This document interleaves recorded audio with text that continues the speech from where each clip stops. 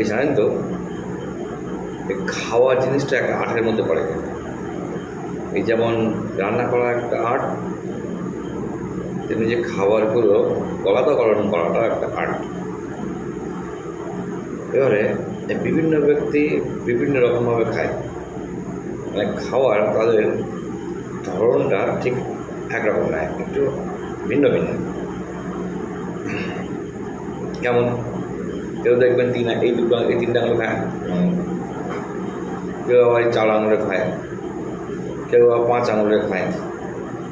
আচ্ছা, খাওয়ার সময় কারো দেখবেন এখানে ভাত লেগে আছে, হতে পারে এখানে তরকারি ঝোল লেগে আছে।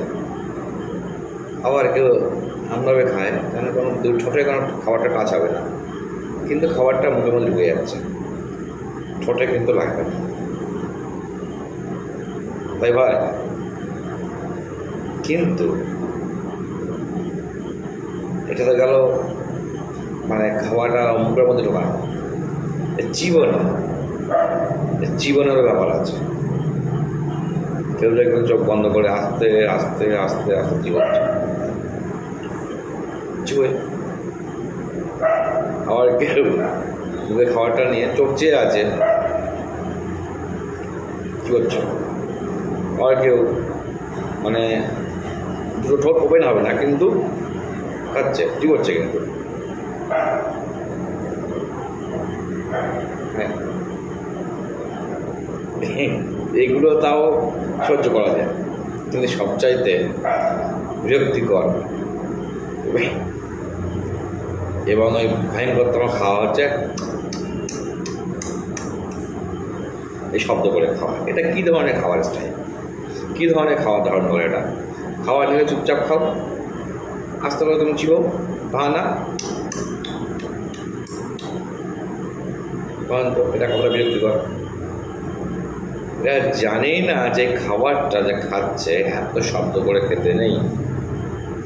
যে আমার আশেপাশে থাকা ব্যক্তিরা যে বিরক্তি বোধ করবে এইটুকু সেন্স তাদের নেই।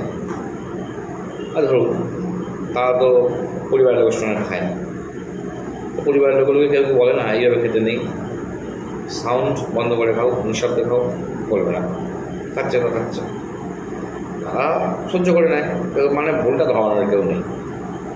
এই সমস্ত লোকেরা যখন কোনো অনুষ্ঠান বাড়িতে গিয়ে ওই 6 জনের টেবিল মানে টেবিলে আর কি যখন বসে, তখন বাকি 5 জন পর্যন্ত কীরকম মানে সেই মানে বিরক্ত হবে খাওয়ার ধরন থেকে। দেখি একটা ভদ্রতা হলো, একটা খাওয়ার ধরন হলো। সুতরাং খেতে হবে নিঃশব্দ, শব্দ করতে হবে যাতে আশেপাশের লোক সে বিরক্তিবোধ না করে, সেইভাবে চুপচাপ খেতে হবে। এক খাওয়ার সময় গল্প করতে পারো, কিন্তু এরকম টকটক করে আওয়াজ করতে হবে না। তবে আপনারা যারা ভিডিওটা দেখবেন তো আপনারা খাওয়ার সময় শব্দ হয় কিনা, যে শব্দ হয় এটা কিন্তু চেক করতে হবে, কারণ এটা ঠিক খাওয়ার ধরন না। চেক করুন, যদি শব্দ হয় শব্দটা বন্ধ করার চেষ্টা করুন। ধন্যবাদ।